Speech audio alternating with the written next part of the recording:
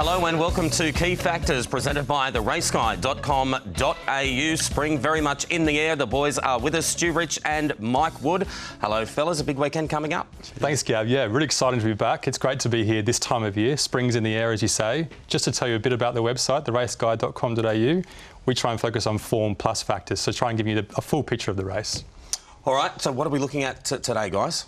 Well, what a race. We're heading to Melbourne for the running of the Group 1 Cox Plate over the tight turning track of Moonee Valley, over the 2,040 metres. Conditions on the day, we don't have any rain in forecast and we're sticking to a good 3.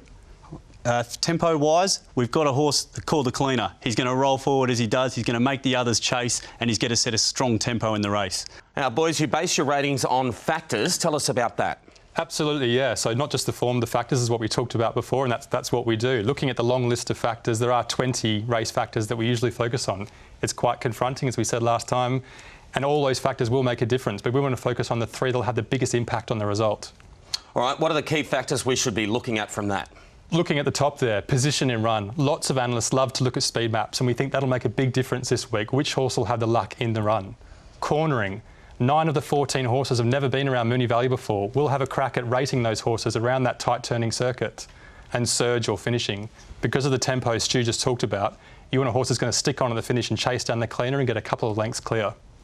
All right, let's have a look at the market, which of course is up and running through tab.com.au, and it shapes up this way. We'll get that market up on screen. It's always a terrific betting race, the WS Cox Plate. Fixed odds have been up for quite some time now, but they're shaping up with, now boys, very open, Highland Reel fave. It is open, as you can imagine, for such a prestigious race with the tough import Highland Reel, last year's winning trainer and jockey combination, heading the market there at $5.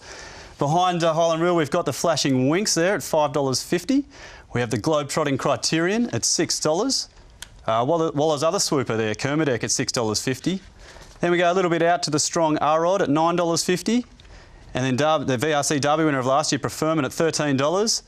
And then a couple that are coming in with a bit of iffy form lines in Faulkner and Hartnell. They round out the top 8 in the betting.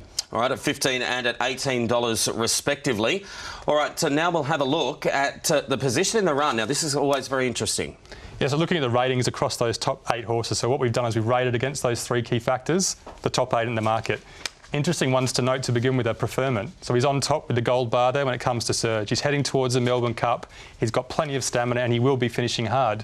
After he balances up, though, we're a little bit worried about him cornering around Moonee Valley. He's a horse that can wobble around the turn. We've seen that before. Other ones to note are R-Rod. So it's a really classy import that's run really well over 1,600 metres last start. His distance stats in the form guide are quite good. But last time he ran over 2,000 metres in the Juddmonte, he actually peaked on his run and finished a few lengths behind. But let's zoom in on the top 3 in the market and see if we can differentiate between them, between Highland Reel, Winks and Criterion. You can see that Highland Reel rates on top for position and run and cornering. We think he's going to do really well. In particular, looking at a race in Goodwood, one of the trickiest races there is, one of the trickiest tracks there is in the UK. He settles fantastically well on the inside, despite having not much room. He pushes into the clear at a really critical moment in the race, and importantly, he toughs it out after having that really tough run around a tough track. Highland Reel and Disenyo going for the same gap. Disenyo's faster to it. Highland Reel nibbling at his ear to get out, and he's just trapped in as Scottish commits. Now the gaps are there. If Highland Reel is good at the front, wobbling around out in front. Scottish straight and true against the inside, but eventually class will prevail, and Highland Reel pushed out will score and win the Neptune Investment Management Gordon Stakes. Yeah, it's a magnificent undulating track, is it not, Goodwood?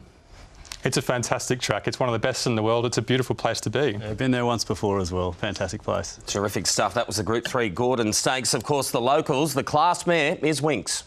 It is, and that's the second. Once we get the overall factors ratings back up, we'll see why she's right there in the market as well. From our factor ratings, just to describe a little bit there, the way we get to that initial factor rating is a combination of the factors that Mike talked about in the race, and once we combine in the all-important form, we then have our factor ratings there. From the graph there, you can see that Highland Reel is on top, but we do see 2 other strong winning chances in Winks and Criterion. And behind that, it really becomes a a big clump of horses there. We have horses that are going to get a good run, like Complacent there. Happy Trails will be running on at the end, and obviously the Tough Cleaner from On Pace. There's plenty there in behind the market, on those ratings that can make a difference. Phenomenal performance by Winx going back to May of this year in the Group 1 Queensland Oaks. What a finish she's got on her. Absolutely, and if, as you say, back at another tight turning track actually in Doomben, and we see her here making ground on the tight turn, and what we really see is a great surge to the line.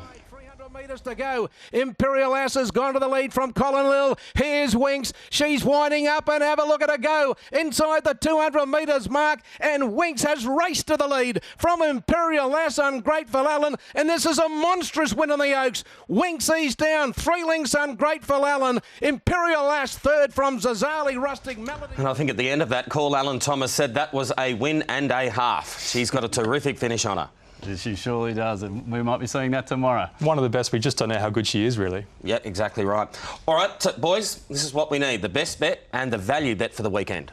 So it's a really tough race. It's a classic renewal of the Cox Plate. Lots of people have opinions and, you know, a lot of horses with a chance, to be honest. Looking at the ratings, we went with Highland Real, so we've got to stick with that. We think he's a great each-way bet. He's going to box seat from that position. We know he can handle a tight spot. We know he can fight on at the end behind a tough horse like the Cleaner.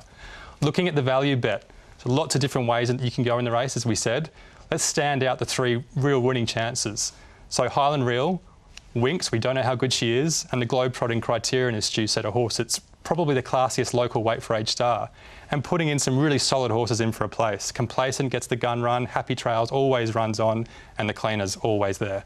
A great trifecta. All right, Highland Real, the best each way. So, boys, the website has all of those details and a whole lot more, theraceguide.com.au. Sure does, and we'll be having all the feature race guides for the Sydney meeting, which we can't forget about as well. They'll all be online as of 9 a.m. Friday morning, and we'll also have feature race guides for the Manikato Stakes on Friday night at the Valley, and also the Cox Plate on Saturday. Boys, best of luck with those tips, and good to see you again. Thanks, Fantastic. Gav. Thanks for having us. No problem at all. Key Factors presented by theraceguide.com.au. Thanks to the boys for coming in. Mike Wood and Stu Rich from all of us here. It's bye for now.